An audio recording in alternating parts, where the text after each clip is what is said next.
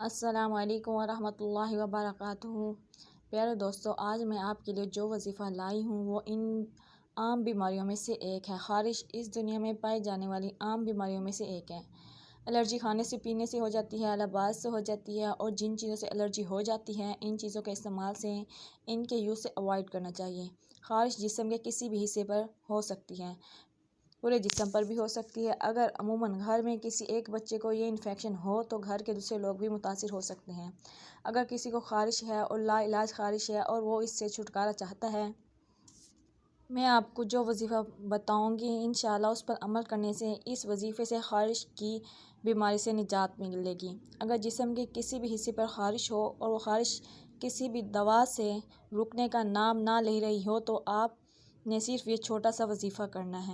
میں آپ کو قرآن پاک کی ایک آیت پڑھ کر سناتی ہوں، وہ یہ ہے: بسم اللہ الرحمن الرحیم فَقَسَوْنَا الْعِظَامَ لَحْمًا ثُمَّ أَنشَأْنَاهُ خَلْقًا آخَرَ فَتَبَارَكَ اللَّهُ أَحْسَنُ الْخَالِقِينَ۔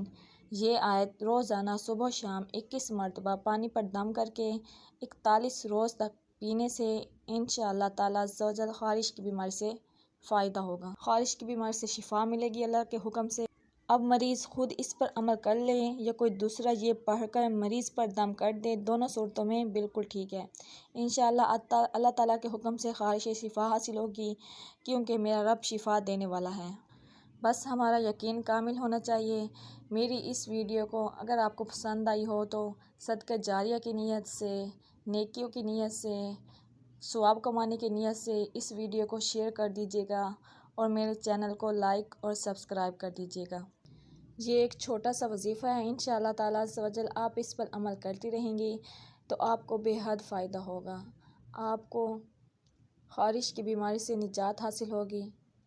جتنی بھی پرانی سے پرانی خارش ہے، اس وظیفے کو کرنے سے وہ خارش ہمیشہ کے لیے ختم ہو جائے گی اور اللہ تعالیٰ کے حکم سے آپ شفا یاب ہو جائیں گے۔